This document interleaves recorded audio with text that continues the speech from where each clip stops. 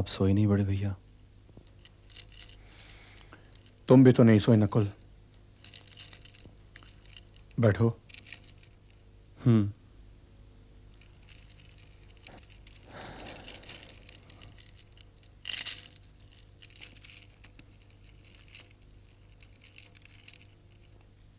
ये वाण तो ठीक है छोटे भैया,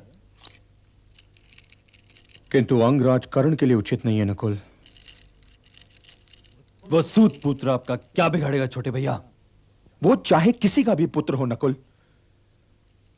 किंतु यह ना भूलो कि कोई साधारण व्यक्ति उस कौरव सेना का प्रधान सेनापति नहीं बन सकता, जिसके प्रधान सेनापति स्वयं पितामह भीष्म और गुरुवर द्रोणाचार्य जैसे महारथी रह चुके हैं।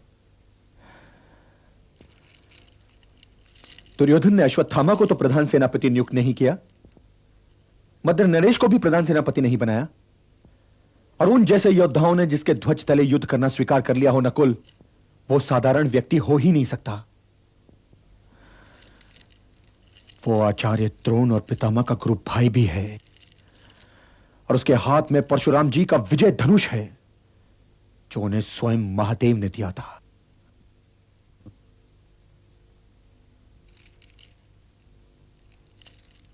आप मुझे डरा रहे हो ना छोटे भैया? नहीं नकुल, नहीं। किंतु यदि युद्ध में जीतना हो तो डरना सीखो, क्योंकि भय ही योद्धा को चौकन्ना रखता है, और रणभूमि में जो योद्धा चौकन्ना नहीं रहेगा, उसके भाग्य में विजयश्री तो आ ही नहीं सकती। नकुल, मैं पितामह से भयभीत नहीं था, मैं गुरुवर द्रोण से भयभीत नहीं था, किंतु मैं कर्ण से भयभीत हूं, और यही कारण है कि मैं उसके लिए सर्वोत्तम वाण चुन रहा हूं।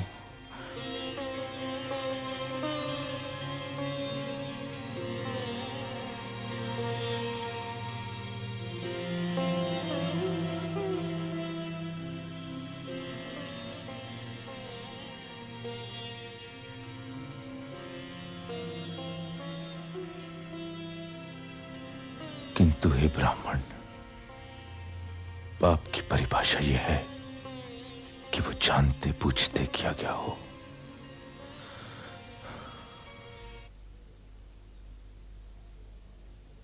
हे योद्धा, पाप वो होता है जो दूसरे के दुख का कारण बने। तुमने जाने में बाण चलाया हो या अनजाने में, परिणाम तो वही हुआ। मेरी गाय वहां बिलख रही है क्योंकि उसका बछड़ा यहां मरा पड़ा है। तो क्या उसके थनों का दूध तुम्हें शाप भी नहीं दे सकता? मुझे शाप ना दो ब्राह्मण, मुझे शाप ना दो। तो मेरी गाय को बछड़ा लौटा दो। हे योद्धा, तुम तो दानवीर हो, क्या यह जीवन दान दे सकते हो? हे महारथी, जिस रथ पर चढ़कर तुम इस बछड़े और इस ब्राह्मण से ऊंचे हो जाते हो, वही रथ एक दिन तुम्हें त्याग देगा। जब तुम अपने जीवन का सबसे महत्वपूर्ण युद्ध कर रहे होगे, भय का राक्षस तुम्हारे चारों ओर घूम रहा होगा, भूमि तुम्हारे रथ के पहियों को निगल जाएगी,